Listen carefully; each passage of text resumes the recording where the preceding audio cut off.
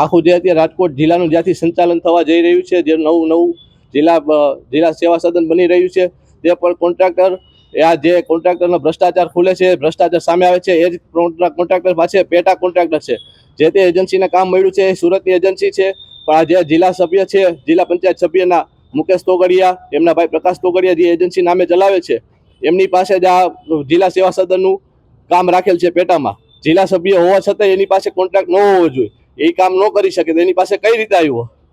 બધી મિલી ભગતથી આખું બધું તંત્ર બધું જાણી જોઈએ. આ ખાડા કામ કરે છે કે શું? અમારી પાસે કે ભાઈ આ એજન્સી સામે કડકમાં કડક પગલાં લઈએ, એના આગળ પહેલા જેટલા કામ કરેલા છે તેમના બધી વ્યવસ્થિત રીતે તપાસ થાય અને વિજિલન્સની ટીમને તપાસ સોંપવાની અમારી માંગ છે. બાકી તપાસની આગળ જે જાણ નહીં થાય, કાંઈ કાર્યવાહી નહીં થાય તો અમે હજી આગળ પણ એની આંદોલન માટે તૈયારી રાખી છીએ. મારું કલેક્ટરને આવેદનશ્રીને જે દેવાનું છે તે ગઈ 1 તારીખે હું રાજકોટથી લોધિકા તરફ જતો હતો, ત્યાંથી ચીબડાવાળા રોડ ઉપર રણુજા મેળામાં જવા માટે નીકળ્યો હતો. ત્યારે મારી ગાડીમાં નાનું એવું અકસ્માત આવતા ત્યાં ગાડી મારી સાઈડ કરેલી, ગાડીમાં જોયેલું તો ગાડીને ખાડાના હિસાબે અકસ્માત થયેલું. ત્યાંના ગ્રામજનો ઊભા રહ્યા, ભેગા થયા, ત્યારે બધી જાણ થયેલી કે હજી રોડ હાવ નવો કરેલો છે 2 મહિના પહેલાંનો, તો પણ હજી આવી રીતના બધી જગ્યાએ ખાડા પડી ગયા છે, રોડ બેસી ગયો છે, પૂરો રોડનો ભ્રષ્ટાચાર થયેલો છે.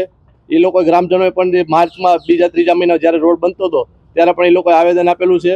એ લોકોએ ત્યાં કોન્ટ્રાક્ટર, ત્યાંના નેતાઓને બધાને રજૂઆત કરેલી છે, તો પણ કોઈ સાંભળેલી નથી.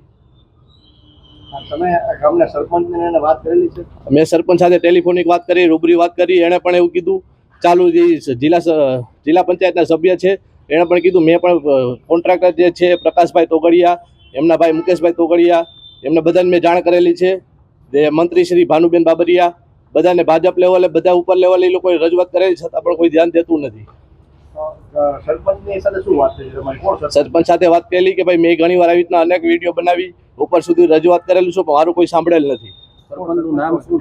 સરપંચ મોહનભાઈ દાફડા, જિલ્લા પંચાયત સભ્ય છે. હવે આપની માંગ શું છે? અમારી માંગ એ જ છે કે જે રોડ છે તેની પૂરેપૂરી વિગતવાર બધી તપાસ થાય, વિજિલન્સની તપાસ બેસે અને ફરીથી નવો રોડ બનાવે.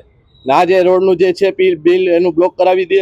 અને આવી એજન્સીના ઘણા એવા બધી સામે આવ્યા છે કે ભાઈ ઘણા રોડ આવા એ લોકોએ ભ્રષ્ટાચારથી બનાવેલા છે, ઘણા રોડમાં આવી રીતના મિલી ભગતથી કરેલા છે.